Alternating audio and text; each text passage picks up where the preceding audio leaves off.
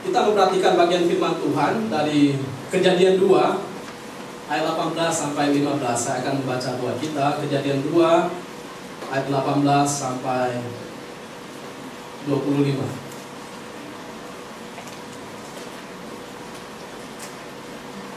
Dikatakan Tuhan Allah berfirman, tidak baik kalau manusia itu seorang diri saja. Aku akan menjadikan baginya penolong yang sepadan dengan dia. Lalu Tuhan Allah membentuk dari tanah segala binatang liar dan segala burung di udara. Semuanya dibawa kepada manusia itu untuk melihat bagaimana ia menamainya. Sama seperti nama yang diberikan manusia itu kepada setiap makhluk hidup, begitulah namanya. Manusia itu memberi nama kepada segala ternak, kepada burung di udara, dan kepada segala binatang liar. Tetapi baginya tidak didapati penolong yang sepadan dengan dia. Lalu Tuhan Allah membuat manusia itu tidurnya.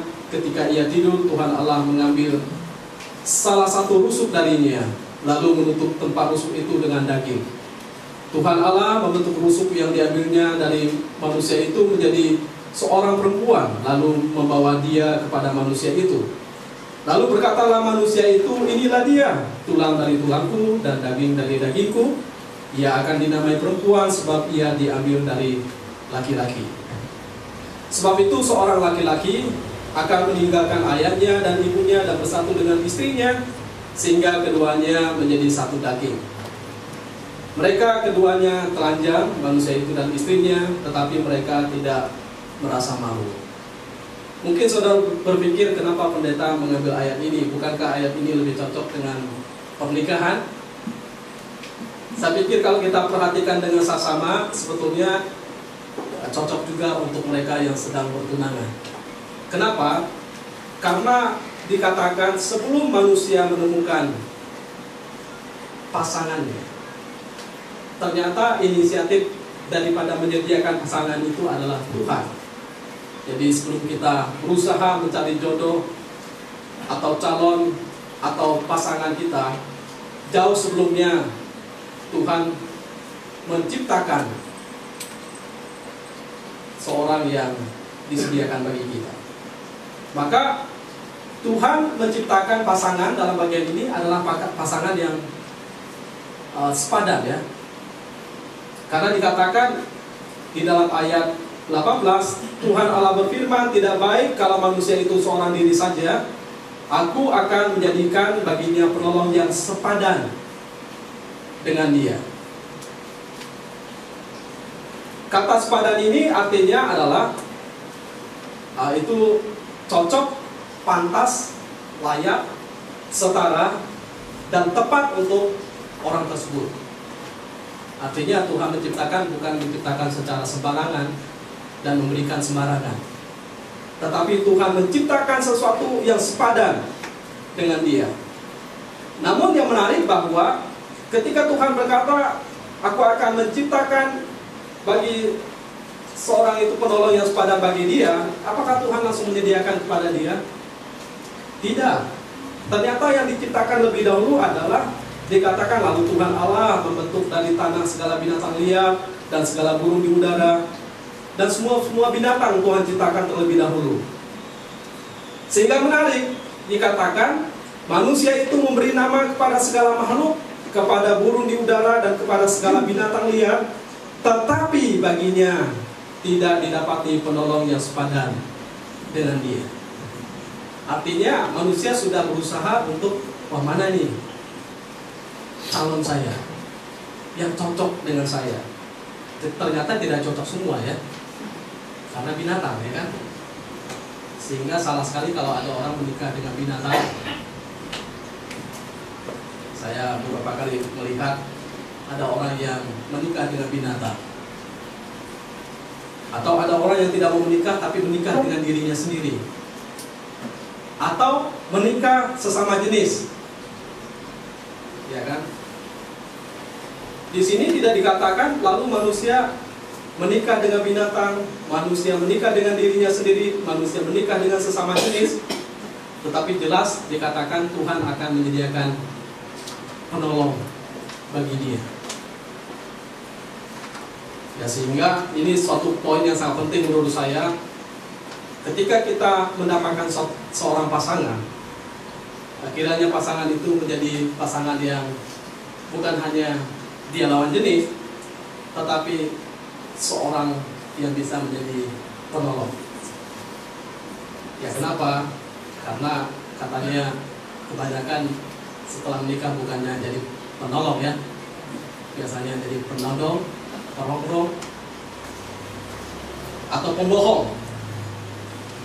Nah, kita tidak mau hal itu terjadi. Nah, kita mau sesuai dengan konteks firman Tuhan, orang yang nanti menjadi pasangan adalah seorang penolong, penolong yang sepadan. Nah, sehingga pertunangan memang akan nanti dilanjutkan dengan pernikahan. Tetapi dalam masa-masa ini adalah masa mengikat satu sama lain, mengikat cinta, dan ada janji setia terhadap calon pasangan. Sehingga kemurnian, kesucian, kesungguhan, kesetiaan itu memang juga diuji di dalam masa-masa pertunangan. Nah, dalam masa pertunangan, ya saya tidak berkata bahwa ya kalau tidak cocok harus diselesaikan atau berpisah, tidak. Tetapi ini menjadi masa pertimbangan yang paling penting, karena ini setelah ini akan masuk kepada masa yang sangat serius bagi keduanya. Sehingga Tuhan pun serius ya, menyediakan yang terbaik. Aku akan menjadikan baginya penolong yang sepadan dengan dia. Jadi kalau kita lihat pasangan kita, terutama kita yang sudah menikah, kita jangan pikir bahwa itu karena keberhasilan kita menemukan dia. Memang sepertinya karena keberhasilan kita. Tetapi kalau kita mau ingat lagi bahwa Tuhanlah yang menyediakan penolong bagi kita. Nah, ingat bahwa kalau nanti Ira menjadi pasangan Satria, berarti memang Ira menjadi seorang penolong yang cocok, yang pantas, yang layak, yang memang Tuhan hadirkan bagi Satria. Penolong itu berarti dia menjadi rekan. Mereka nanti akan bersama-sama menanggung tanggung jawab ya. Satu tanggung jawab yang diberikan Tuhan kepada laki-laki. Jadi wanita bekerja sama dengan laki-laki untuk mengerjakan maksud Tuhan. Sehingga penting punya visi yang sama, punya pemikiran yang sama tentang apa yang dilakukan bagi ya Tuhan, bagi orang lain, dan juga bagi keluarga, orang tua, bahkan bagi calon pasangan. Sehingga tidak mempunyai visi-visi tersendiri, karena nanti ya sekarang masing-masing ada di perahu yang berbeda, tapi kalau nanti sudah menikah akan berada dalam perahu yang sama. Nah, ini penting sekali. Menjadi penolong berarti menjadi rekan. Jadi mereka satu arah, satu tujuan. Sebagai penolong ia harus tunduk kepada suaminya. Ini saya juga jelaskan dalam bimbingan pranikah ya. Jadi kalau dirasa saya tidak bisa tunduk pada dia, ya mungkin pikir-pikir lagi ya. Atau sebagai laki-laki saya harus bisa memimpin orang yang nantinya menjadi calon pasangan saya. Ya, kalau kira-kira tidak bisa menjadi pemimpin, ya mari pertimbangkan lagi. Ya, saya ingin membuka pemikiran supaya bukan kita berpikir wah senang ini masa pertunangan, nanti sebentar lagi akan menikah. Tapi masa pertunangan adalah masa yang sangat penting untuk betul-betul kita melihat secara terbuka. Ya, mata terbuka ya. Karena orang berkata ya waktu pacaran mata harus terbuka, jangan tertutup. Ya waktu ya tunangan pun harus terbuka. Ya telinga juga terbuka. Jadi ini masa-masa yang sangat penting untuk melihat, menilai, dan juga memperhatikan orang yang nanti akan menjadi bagian dalam kehidupan terutama Satria dan Ira. Menarik, sebetulnya pekerjaan penolong itu bukan pekerjaan yang remeh ya. Itu pekerjaan yang mulia, yang sangat penting sekali. Kenapa? Karena beberapa kali sebetulnya di dalam Alkitab Allah pun digambarkan sebagai seorang penolong. Bahkan Roh Kudus yang dijanjikan oleh Tuhan Yesus, dia sebagai penolong. bagi kita sebagai orang percaya. Jadi dalam hal ini penolong itu dia akan hadir sebagai seorang yang mengingatkan, menguatkan, menghibur bahwa mereka harus berjalan dalam kehendak Allah dan mereka pun harus bisa bekerja sama. Bayangkan kalau yang ditolong tidak bisa bekerja sama dengan yang menolong, atau yang menolong tidak bisa bekerja sama dengan yang ditolong. Jadi keduanya harus sepakat bekerja sama dan juga searah dalam hal ini. Yang saya sebut bahwa mereka harus berpangku tangan untuk menjalankan tugas yang baik yang daripada Tuhan. Karena maksud Tuhan menciptakan mereka itu sangat mulia sekali. Jadi kita bisa memperhatikan bahwa Tuhan menciptakan pasangan yang sepadan. Dan masa ini adalah masa yang penting untuk melihat apakah dia sepadan dengan saya. Lalu Tuhan menyediakan waktu yang tepat. Ketika manusia mencari pasangannya, ternyata semuanya makhluk Tuhan, ya, ciptaan Tuhan, binatang, bukan manusia. Dia tidak menemukan pasangannya. Tapi apakah Tuhan membiarkan manusia mencari-cari tanpa menemukan pasangannya? Tidak. Dikatakan bahwa Tuhan menciptakan bagi dia seorang penolong yang sepadan dengan dia.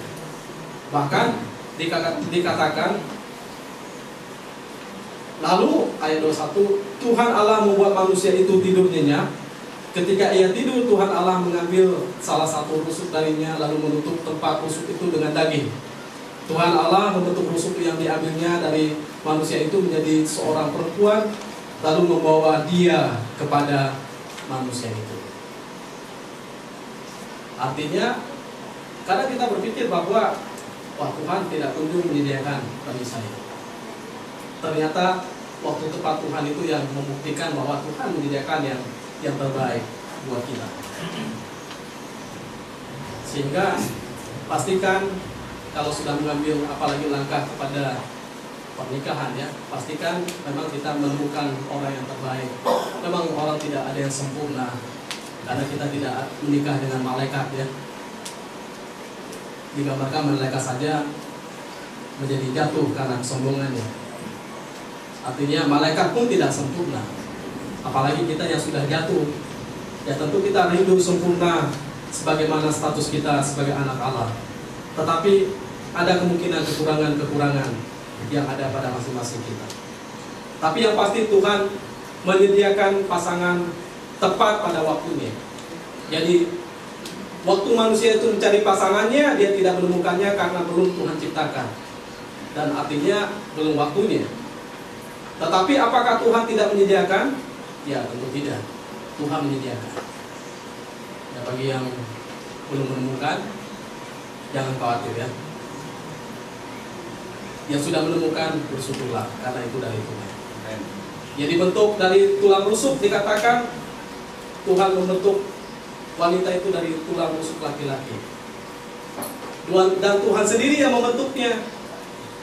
Tuhan sendiri yang membawanya kepada manusia itu, seorang perempuan yang dijadikan untuk manusia. Ini mengingatkan saya bahwa saya pikir saya yang berusaha mencari lalu menemukan. Ternyata dalam hal ini, ternyata Tuhan yang menyiapkannya, menyediakannya, yang menjadikannya, yang menyediakan bagi manusia. Jadi Adam pun mengakui dalam hal ini. Kalau kita perhatikan dalam bagian berikutnya, bahwa inilah dia tulang dari tulangku dan daging dari dagingku. Ia akan dinamai perempuan sebab ia diambil dari laki-laki.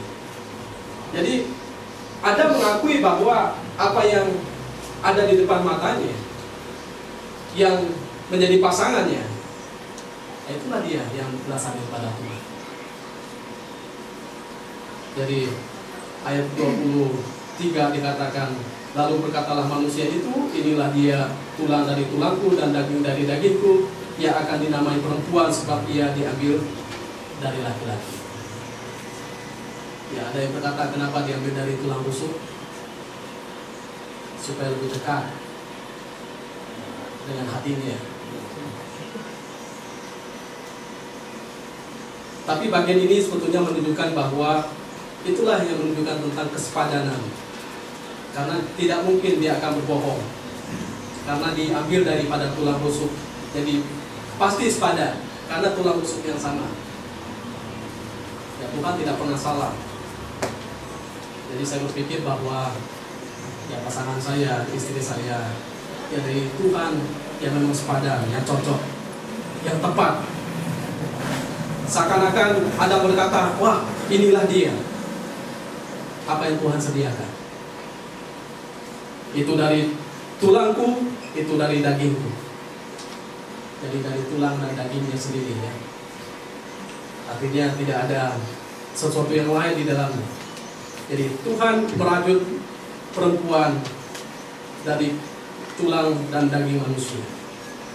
Dan ini menarik yang disampaikan oleh Adam. Dia mengakui bahwa itulah tulang dari tulangnya dan daging dari dagingnya. Ia akan dinamai perempuan sebab ia diambil daripada laki-laki. Saya berkata kepada mereka waktu bimbingan pranikah bahwa memang laki-laki Tuhan tempatkan lebih tinggi posisinya daripada perempuan, untuk memimpin, untuk menjaga, untuk menjadi seorang kepala. Kalau kita perhatikan dalam Efesus, kepala dalam keluarga. Memang perempuan dikatakan menjadi penolong, bukan berarti statusnya lebih rendah. Tapi ini meninggalkan pada kita bahwa adanya keterkaitan satu sama lain. Mereka saling membutuhkan antara pemimpin dan penolong. Mereka saling membangun satu sama lain. Kalau yang istri tunduk pada suami, maka suami mengasihi istri. Ya, sikap seperti itu harus dibangun di dalam yang namanya rumah tangga. Jadi ini sekaligus mengingatkan lagi tentang bimbingan pranikah ya. Jadi ingat bahwa wanita harus bisa menghormati suami atau tunduk. Demikian juga untuk suami harus bisa mengasihi istrinya. Sama seperti menghormati dan mengasihi Tuhan. Dan yang menarik berikutnya adalah Tuhan menginginkan komitmen yang dibangun itu disertai dengan kedewasaan dan tanggung jawab. Kenapa dikatakan di ayat yang 24 dan 25, sebab itu seorang laki-laki akan meninggalkan ayahnya dan ibunya dan bersatu dengan istrinya sehingga kedua menjadi satu daging. Mereka keduanya telanjang, manusia itu dan istrinya, tetapi mereka tidak merasa malu. Kenapa ada kalimat seperti itu, bahwa ada laki-laki yang akan meninggalkan ayah dan ibunya, lalu mereka menjadi bersatu, lalu dikatakan mereka telanjang dalam suatu keterbukaan tanpa rasa malu. Kenapa itu terjadi? Itu mengisahkan kepada kita bagaimana kalau nanti masuk ke dalam sebuah pernikahan, itu ada namanya kedewasaan, adanya tanggung jawab. Jadi baik laki-laki dan perempuan tidak lagi bergantung kepada orang tua. Bukan berarti tidak ada hubungan dengan orang tua lagi, ya, itu beda sekali. Jadi tidak bergantung, mereka sudah dianggap dewasa. Jadi mereka dianggap sudah tahu tentang keputusan mereka.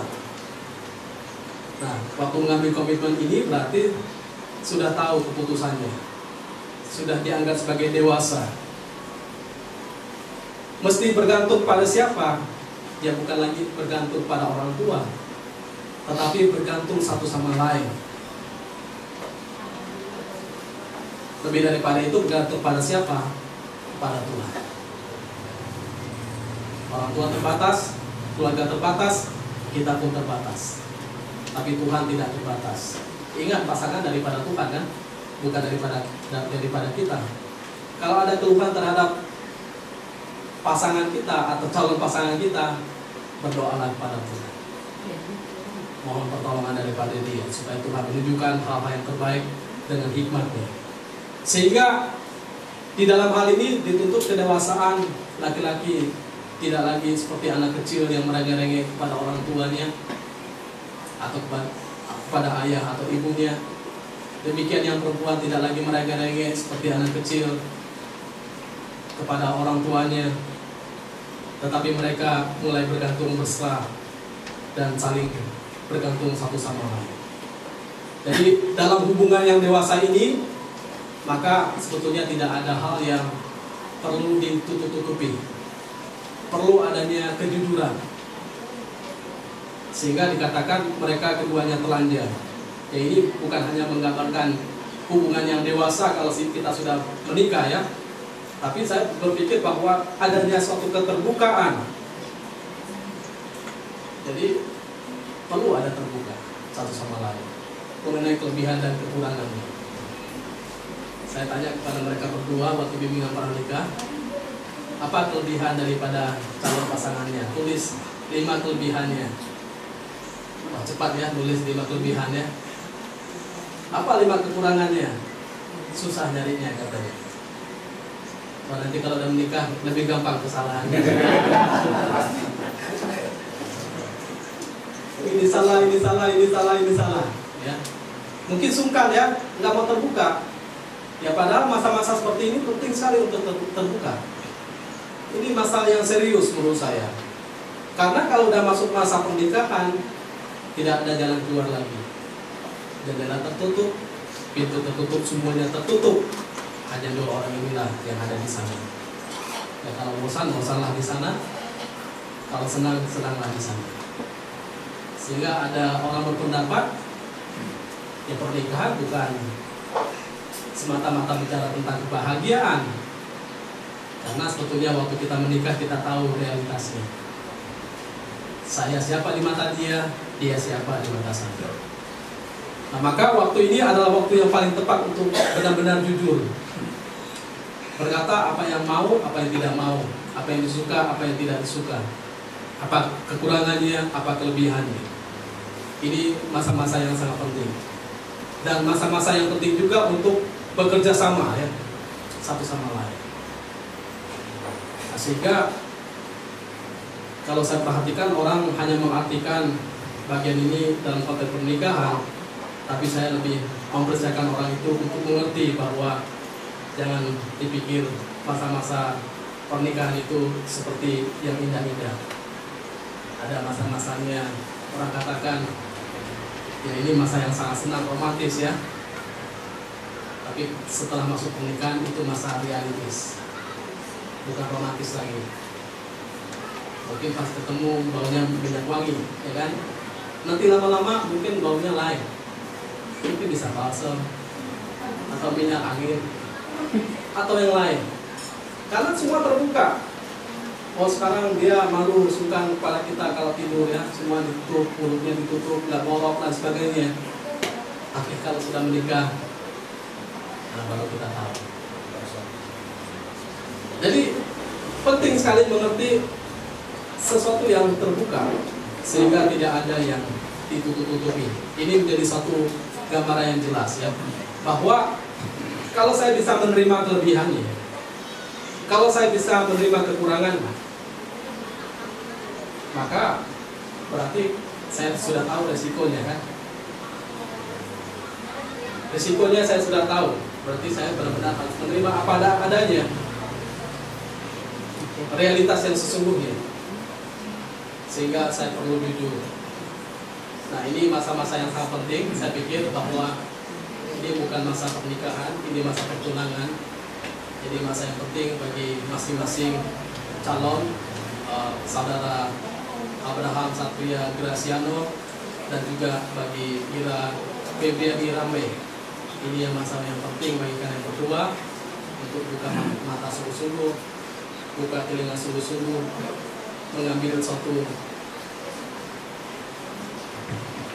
pemikiran, komitmen yang sungguh-sungguh. Karena nanti juga akan saya tanyakan di sini.